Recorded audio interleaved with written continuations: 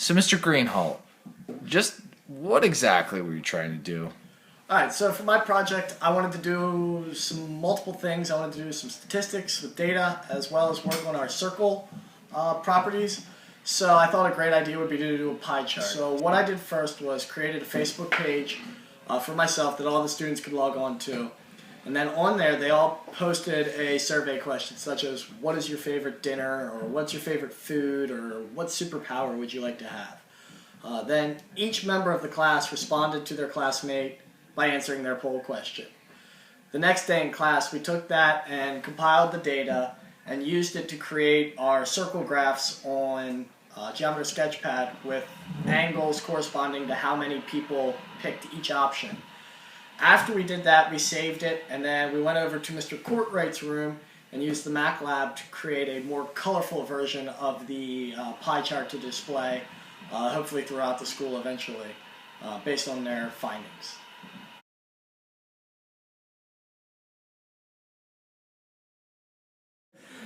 Another episode of Innovative Teaching Strategies with Josh Fleming, our guest tonight, Kyle Greenholt. Kyle, tell us, what were you trying to accomplish with that flipped classroom? Because that was sweet, dude. Thank you. Well, I'm trying to get our students the ability to do harder and more complex problems, but have someone there that can help them.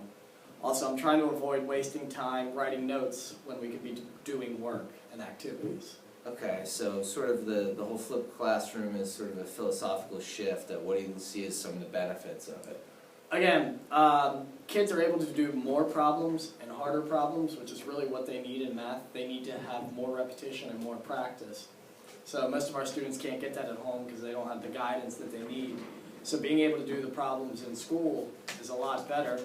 Plus, we also don't have all the discipline issues that come with taking notes and all those kind of things because kids aren't as bored because they're more engaged in the lesson. Sweet, sweet.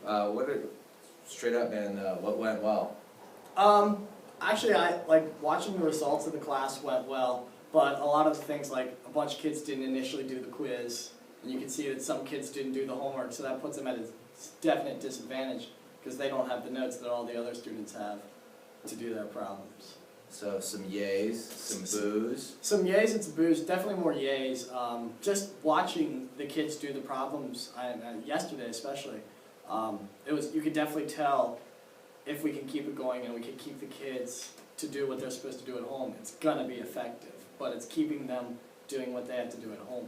I know we're only a week in at this point, but what are some things that, just starting that first day, what would you have done a little bit differently? Probably been more prepared, technologically wise, just myself. Also, being prepared for the pitfalls now. I know what some of the pitfalls are going to be of the flipped classroom, so if I can go back, especially when we did that Facebook project, I know a lot of things I can fix for the second time I do it. Okay, well, that's good stuff, Mr. Greenholt, and we look forward to seeing you here again. Can't wait to come back to the show. Good day, sir.